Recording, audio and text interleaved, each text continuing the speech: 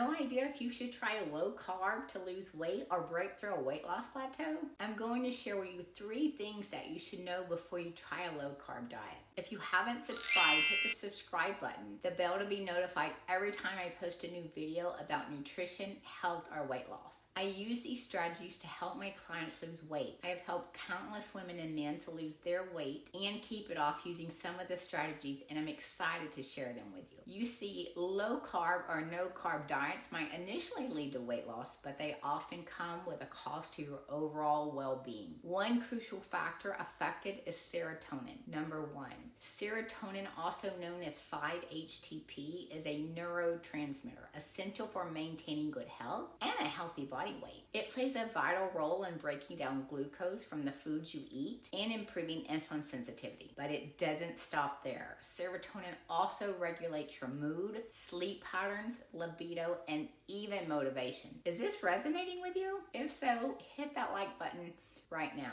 Have you tried a low carb diet before? How long were you able to actually stay on it and feel good? Comment down below. Low carb diets can lead to a decrease in serotonin levels, which in turn can increase anxiety, depression, and mood disorders. But that's not all. Studies have shown that low serotonin levels can result in high blood sugar levels after meals, a clear sign of potential diabetes risk. Number 2, in fact, prolonged low-carb diets can raise your risk of developing diabetes and increase insulin resistance, making weight loss even more challenging. So if you're asking, why am I not losing weight on keto, or how to get past a weight loss plateau, stay tuned as I reveal why low-carb diets may not be your best bet for achieving sustainable weight loss. Let's debunk a few myths about carbohydrates. And number 3, carbohydrates are not the enemy. In fact, they are one of the 3 macronutrients your body requires for optimum functioning and good health. Carbs are rich in resistant starch, which aids digestion and acts as a natural prebiotic to support a healthy gut. Contrary to a common misconception, carbs do not create insulin resistance. The key is to consume complex carbohydrates like white potatoes, sweet potatoes, quinoa, and brown rice in combination with protein and high fiber sources. Even if you are diabetic, you can enjoy starchy carbs without experiencing a significant spike in blood sugar, as long as they're paired with the right foods. Take the white potato, for example. It's not the villain it's often made out to be. White potatoes are rich in vitamin C and potassium, crucial electrolytes that support your heart, muscles, and nervous system. So if you're looking for a way to lose weight while still enjoying carbs, you're in the right place. Stay tuned for more secrets on how to achieve your weight loss